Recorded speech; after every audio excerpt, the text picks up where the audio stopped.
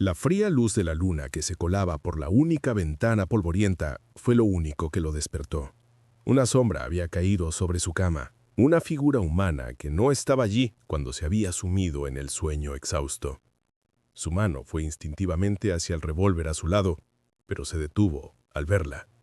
La chica apache que había encontrado medio muerta en el cañón ahora estaba de pie sobre él, su camisón prestado empapado por un viaje reciente bajo la lluvia, pegándose a su piel como un segundo pensamiento. No parecía una mujer salvada, sino una depredadora. Su mano se posó en su pecho desnudo antes de que él pudiera moverse. Su toque no era tierno, sino posesivo. «Sé por qué te escondes en estas montañas, vaquero», dijo ella, su voz apenas un susurro, pero lo bastante afilada para cortar. «Y ahora, tu vida es el precio de la mía». Caleb no respiró. El aire en la estrecha y solitaria cabaña se volvió espeso y pesado, cargado con el ozono de una tormenta que ya había estallado. La mujer, la muchacha, no se movía. Su mano permanecía en su pecho, pequeña, pero tan pesada como una roca, clavándolo no con fuerza, sino con una fatalidad que lo fijaba al delgado jergón de su lecho. Sentía el calor de su palma filtrándose bajo su piel, un contraste brutal con la gélida sentencia que acababa de pronunciar. Era un hombre acostumbrado a las amenazas. Su vida entera había estado definida por ellas, por la fría compañía de un cold peacemaker y el susurro constante de un pasado que lo perseguía como un sabueso del infierno. Pero esto era distinto. No era el desafío fanfarrón de un vaquero ebrio en una cantina, ni la amenaza calculada de un alguacil con una orden judicial. Esto era algo antiguo, un ajuste de cuentas entregado por una mujer cuyos ojos contenían el vasto e implacable vacío de los mismos cañones que él había escogido para su exilio. Había pasado 6 años duros asegurándose de que su vida le perteneciera solo a él, una existencia solitaria comprada con arrepentimiento y pagada con soledad. Escuchar ahora que estaba perdida, tratada como una propiedad que debía ser cobrada, en una violación tan profunda que no dejaba espacio para la ira, solo para una inmovilidad silenciosa y abismal. Ella había sido un espectro de muerte cuando la encontró, ahora un avatar del destino, y la luz de la luna en su rostro empapado de lluvia, era la luz fría clínica de un juicio. El peso de sus fracasos pasados se posó sobre él, un sudario familiar.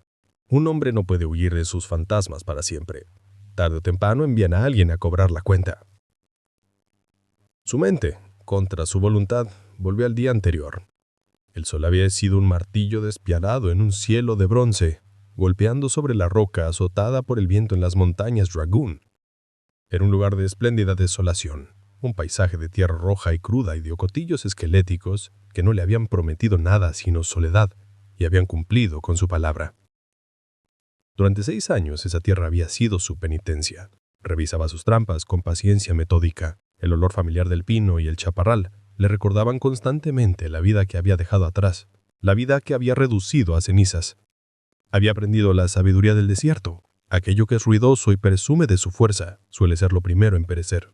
La verdadera supervivencia era un asunto silencioso, cuestión de observar, escuchar y entender que uno era un huésped en un reino que no se preocupaba si vivías o morías.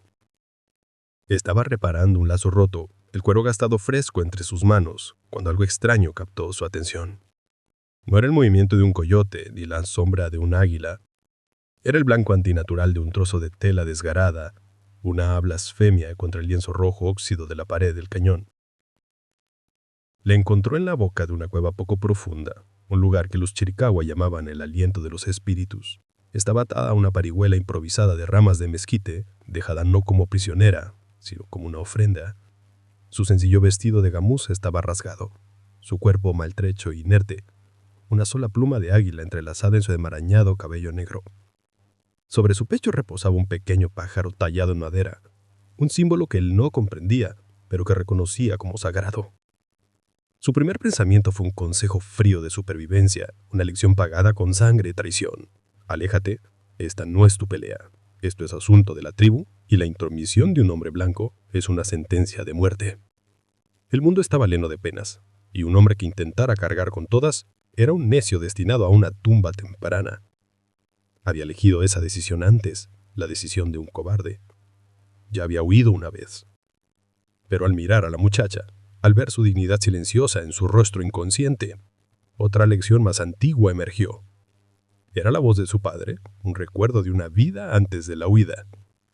Hijo, hay cosas de las que un hombre huye, y hay cosas por las que un hombre se planta. No eliges cuándo llegan, solo qué hombre serás cuando lo hagan. Durante 6 años había sido el hombre que huía, el vacío de ello, la victoria hueca de su propia supervivencia, de su taba a su propia muerte. La miró, dejada para el sol y los buitres, y no vio en una apache, ni en una desconocida, sino el reflejo de su propia alma abandonada. Salvarla no repararía su pasado, no devolvería a los muertos, pero sería una maldita cosa, un acto solitario en un yermo de arrepentimiento que no sería para él. Sería una segunda oportunidad no para vivir, sino para ser digno de la vida que aún conservaba. Su cuchillo, afilado para desollar pieles, se sintió extrañamente justo en su mano cuando cortó las ligaduras de cuero roto. La cuerda se le clavaba en los hombros. Cuando la levantó, un peso frágil de huesos rotos y respiración débil, y comenzó el lento y largo viaje de regreso a su cabaña, un paso desafiante tras otro. Estaba eligiendo ser el hombre que se planta, sabiendo bien que probablemente sería la última decisión que tomaría. Pasó la noche luchando contra una fiebre que amenazaba con llevarse la poca vida que le quedaba a ella. Le limpió las heridas, maravillándose de los delicados y extraños tatuajes azules en forma de constelación sobre su clavícula, marcas que parecían más antiguas que las propias montañas. Le quitó la gamuza destrozada, su toque cuidadoso e impersonal, y le puso encima uno de sus camisones, grandes y limpios. Su vulnerabilidad era un dolor físico en su pecho, un recordatorio punzante de la vida más tierna que él conocía, una vida llena de aroma de lavanda y el suave roce de algodón. Mientras ella yacía inconsciente en su gargón, él se sentó en la única silla desvencijada que poseía, vigilando el alzar y caer de su pecho, una vigilia silenciosa contra la oscuridad. Y en ese espacio callado y desesperado, habló. Las palabras, oxidadas por años de desuso, salieron en susurros desgarrados, confesiones ofrecidas a un dios sordo. Habló de Lara, de una promesa rota. Habló de un alguacil, un buen hombre al que había traicionado. Habló de la culpa, un peso constante y físico en su alma. No soy un buen hombre, murmuró en la penumbra iluminada por el fuego, las palabras amargas en su boca. No merezco una segunda oportunidad. Pero tú no mereces morir por una ley que nunca hiciste. Algún momento antes de la faz ser alable, sus ojos se abrieron. Por un instante asombroso, eran charcos claros de obsidiana antigua. Se encontraron con los óleos del otro lado de la cabaña, y no vio fero ni confusión. Solo un reconocimiento solemne y extraño, como si lo conocieran, como si lo estuviera esperando. Y tan rápido como llegó, se desvaneció, sus párpados cayendo nuevamente cuando la fiebre la arrastró bajo su influjo. Ese momento le perturbó más que haberle encontrado. Era la sensación de ser conocido, de ser visto en un lugar que él había diseñado para una soledad perfecta e impenetrable. Ahora, de vuelta en el presente, con su mano presionando contra su corazón y la luz fría de la luna pintándola de plata implacable, lo entendió. La lección que creyó haber dado por ella, en realidad la había dado por sí mismo. Y el precio era más alto de lo que jamás se hubiera imaginado. La ley del pueblo pintado por el cielo es simple, dijo ella, su voz ahora más fuerte. Ya no son un susurro sino una afirmación de verdad innegable. Su mirada no vacilaba. Aquel que salva una vida dedicada a los espíritus debe ofrecer la suya en su lugar. Interrumpiste un sacrificio, Nantan. Elegiste apartarme del camino sagrado. Ahora, la elección es mía. Caleb la miró a ella. A los ojos, el último resquicio de lucha drenándose de él. No vio malicia en su frente, ni sed de venganza.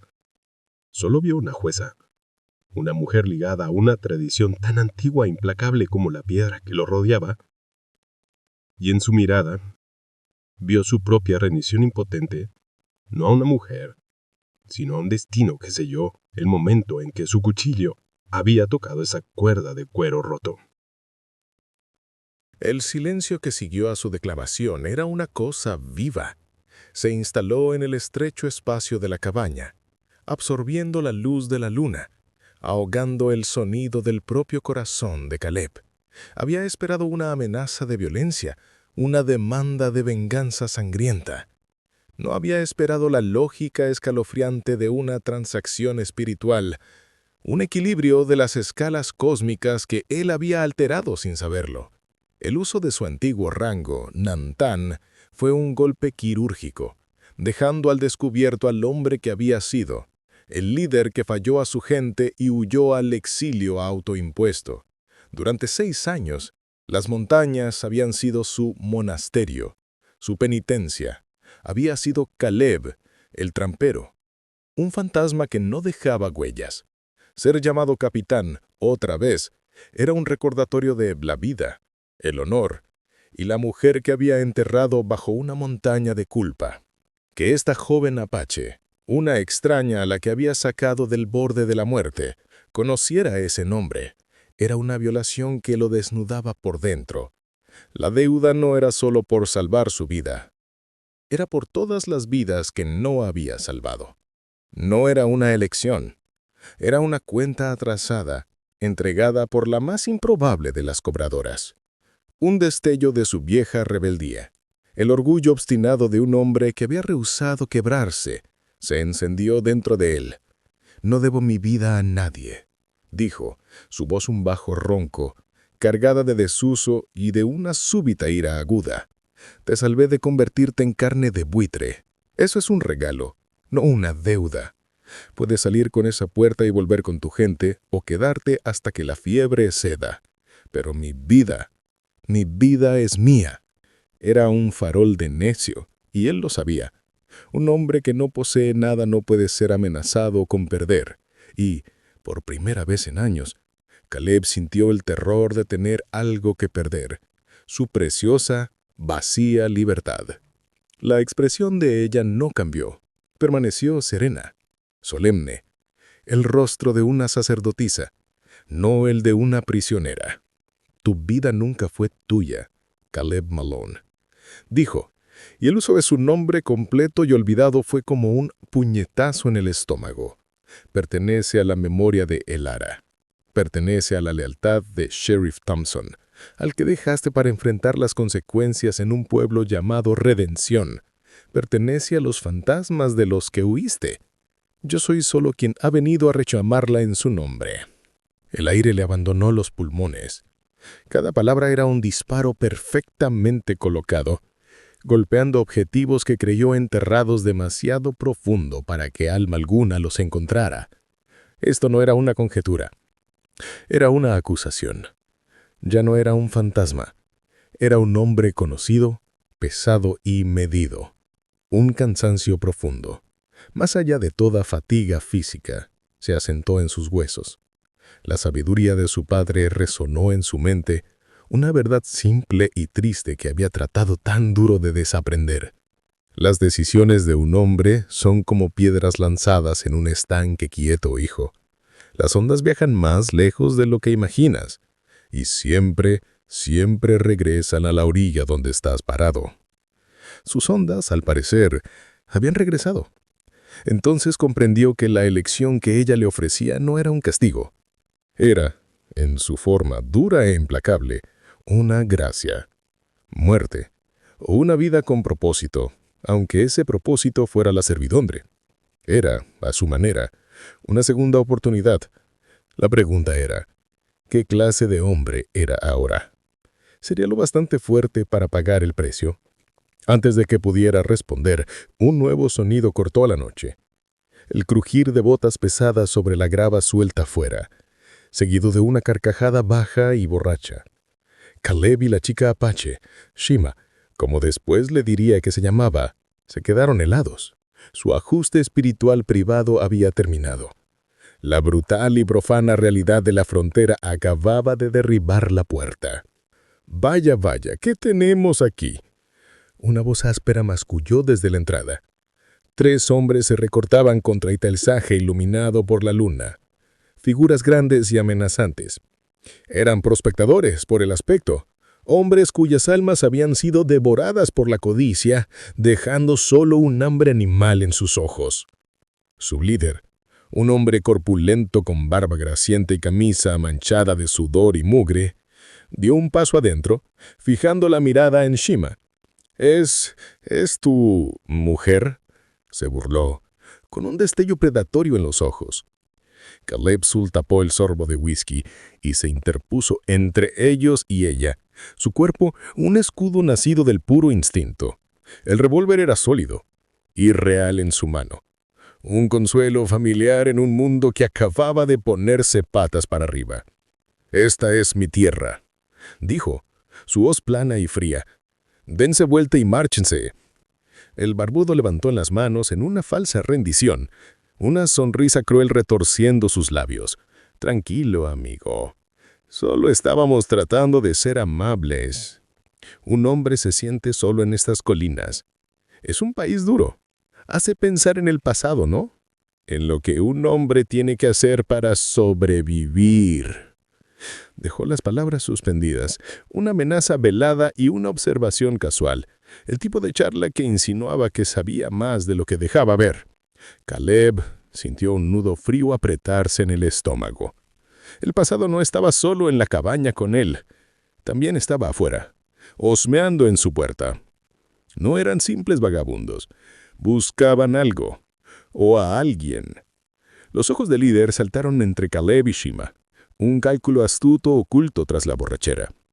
Caleb vio al hombre sopesando riesgos y recompensas. Shima, detrás de él, permaneció inmóvil. No temblaba. Observaba su silencio, más inquietante que cualquier amenaza. Entonces habló. Su voz baja pero clara solo para Caleb. «No, su mano izquierda es lenta», susurró, en un inglés perfecto, sin acento. La sangre de Caleb se heló. La evaluación táctica era impecable, la observación de una guerrera experimentada. ¿Quién era esa mujer? Sintió un destello del capitán que había sido, el hombre que vivía y moría con esos detalles. Estaba luchando por salvarla y, en el proceso, lo estaban obligando a recordar las habilidades que le habían costado todo. Era una trampa cruel y perfecta. El prospectador pareció percibir el cambio en la habitación, la certeza en la resolución de Caleb. Escupió un bolo de tabaco en el suelo de la cabaña. «Como quieras, trampero. Hay muchos tesoros sin reclamar en estas montañas». Retrocedió despacio, sus compañeros tras él, su risa resonando de manera antinatural en el vasto silencio mientras desaparecían en la oscuridad. La amenaza inmediata había ido, pero una más grande se cernía. Sabían algo. El silencio regresó, pero era distinto ahora. Estaba cargado con el residuo de la amenaza, con el peligro compartido que había forjado una frágil alianza entre ellos. La luz de la luna caía sobre Shima y por primera vez Caleb vio el más leve temblor en su mano al jalar el camisón alrededor de sus hombros. En ese gesto involuntario, vio no a la jueza implacable, sino a la muchacha que había sido dejada para morir en la montaña. Eran las dos cosas. La línea entre su salvadora y su protegida, su dueña y su pupilo, se difuminaba y desaparecía. Miró a la puerta vacía, luego de nuevo a ella. La deuda era real. La amenaza era real. Su aislamiento había terminado. Su vida era el precio. La única pregunta era si era un precio por su pasado o un anticipo de su futuro. Envainó la pistola, el clic del martillo resonando con la misma finalización de su decisión. «Parece que conseguiste tu precio después de todo», dijo, su voz cansada pero clara. «Mi vida por la tuya». Había aceptado el pacto no por la ley de los espíritus, sino por la única ley que ahora importaba, la supervivencia. Sería su protector, sería su escudo, y en ello, tal vez, podría volver a sostenerse de pie por algo. Los primeros rayos del amanecer pintaban las paredes del cañón con trazos de rosa y oro, pero el nuevo día no traía calor a la fría realidad dentro de la cabaña. Una tregua no hablada, frágil y temporal, los mantenía atrapados. La confrontación con los prospectores había cambiado el aire mismo que respiraban. Lo que había sido un ajuste espiritual era ahora un problema táctico. Los fantasmas del pasado de Caleb ya no eran susurros etéreos. Tenían nombres, rostros y presencia física en las montañas. Shima, la mujer que reclamaba su vida como forfeit, era ahora la misma persona que él debía mantener con vida. Una ironía perfecta y brutal. Una poesía kármica que el oeste sabía ofrecer. Ella estaba sentada junto al fuego recién avivado, envuelta en una de sus mantas de lana, la mirada fija en las llamas, como si leyera un futuro en su danza. El camisón, húmedo, yacía a un lado, y de nuevo llevaba el vestido de gamuza que él había limpiado y remendado. La prenda familiar era una reclamación de su identidad. Él la observaba desde el otro extremo del cuarto, limpiando su revólver con movimientos metódicos. El olor del aceite, un ancla en medio de tanta incertidumbre. Ella no solo había evaluado la postura del prospector, la había desmontado con el ojo frío de una estratega maestra. Las mujeres ocultas había llamado a su gente. No eran, al parecer, un pueblo de doncellas indefensas. Eran algo más. «Mi gente no es de este mundo, Nantan», dijo al fin con voz baja y uniforme, sin apartar la mirada del fuego. «Somos guardianes de los caminos antiguos, del equilibrio. Cuando se salva una vida, se crea una deuda. No es castigo, es armonía. La vida que salvaste estaba consagrada. Al recuperarla, has creado un vacío, una desarmonía que el mundo intentará llenar». «¿Y esos hombres de anoche?», preguntó Caleb, deslizando el cilindro aceitado de nuevo en el Colt. «¿Eran parte de esa armonía?». Ella finalmente lo miró, y sus ojos tenían una tristeza tan profunda que parecían robar la luz de la habitación. «Son parte de la desarmonía. Buitres atraídos al pasillo. El hombre que conociste como Sheriff Thompson se hizo enemigos poderosos cuando trató de proteger las tierras sagradas. Hombres que creen que todo tiene un precio, que todo puede ser poseído». Se detuvo, dejando que el peso de sus palabras se asentara. «Cuando huiste de redención, no solo abandonaste a un hombre, Caleb, abandonaste un puesto. Los lobos que mantenías a raya entraron a raudales cuando te fuiste. Esos hombres no son buscadores de oro, son cazadores de recompensas, buscando lo que creen que es la última llave hacia las tierras sagradas. Me buscan a mí». La última pieza encajó. Su fracaso personal, su acto de cobardía 6 años atrás, no había sido un evento aislado. Tenía consecuencias, ondas que se habían extendido, ahogando las cosas que había jurado proteger. La muerte de Elara no era el final de la historia, era el inicio de esta. Había huido de su culpa solo para hallarla esperándolo aquí, encarnada en una mujer sagrada, casada por los mismos hombres a los que su ausencia había empoderado. No era su protectora por elección, ni por ley. Lo era por la lógica férrea de su propio fracaso. Era una deuda que jamás podría pagar del todo, pero que podía morir intentando honrar. Su segunda oportunidad tenía un rostro, un nombre y una diana en la espalda. No era cuestión de redención, era cuestión de deber. La sabiduría de su padre volvió, no como consuelo, sino como mandato. No eliges cuándo vienen, solo qué hombre serás cuando lleguen. El seco estallido de un disparo de rifle rompió la calma de la mañana, astillando el marco de la ventana. «Han vuelto», dijo Caleb, con voz grave. No había sorpresa, solo la certeza cansada de un soldado que sabía que la batalla era inevitable. Le lanzó a Shima una pistola de repuesto y una bolsa de munición. «Quédate bajo y mantén la cabeza agachada. Yo lo sacaré afuera». Abrió la puerta de una patada y descargó fuego de cobertura. El rugido del Colt, un trueno familiar en el cañón. Vio a 3, usando rocas y matorrales como cobertura. Un cuarto quedándose atrás, seguramente el francotirador.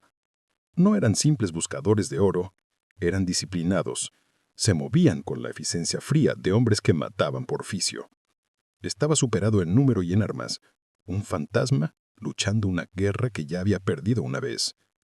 Pero esta vez no peleaba por su propia piel. Peleara por el último jirón de honor que le quedaba. Dentro de la cabaña, Shima no se encogió. Se movía con gracia fluida. una sombra contra la pared iluminada por el fuego. No era guerrera en el modo de los hombres que blandean fuego y plomo. Su fuerza era otra, más silenciosa, más profunda. Mientras Caleb disparaba, un zumbido extraño comenzó a llenar la cabaña. Era un canto, una serie de notas que subían y bajaban, vibrando en las vigas de madera.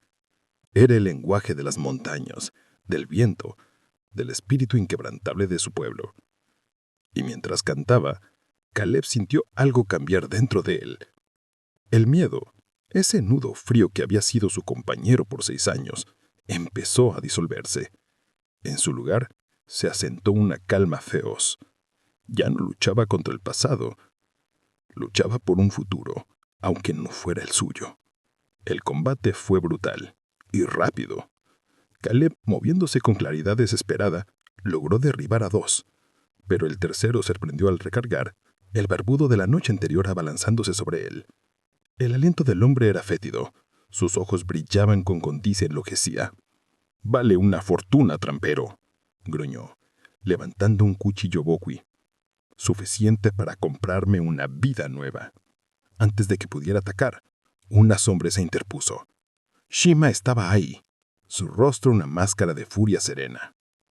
En su mano había el pájaro sagrado de madera, su borde revelándose ahora como afilada obsidiana. Sin titubear, lo pasó por la garganta del cazador. No fue un acto salvaje, sino una ejecución limpia y misericordiosa, un acto de justicia tan viejo como las montañas. El francotirador, sabiendo caer a su líder, huyó hacia los cañones, cobardemente. El silencio descendió de nuevo. El aire estaba cargado con el olor de pólvora y sangre. Caleb yacía en el suelo, una profunda herida en su costado, la tierra roja bebiendo su sangre. Shima se arrodilló a su lado, sus manos presionando la herida.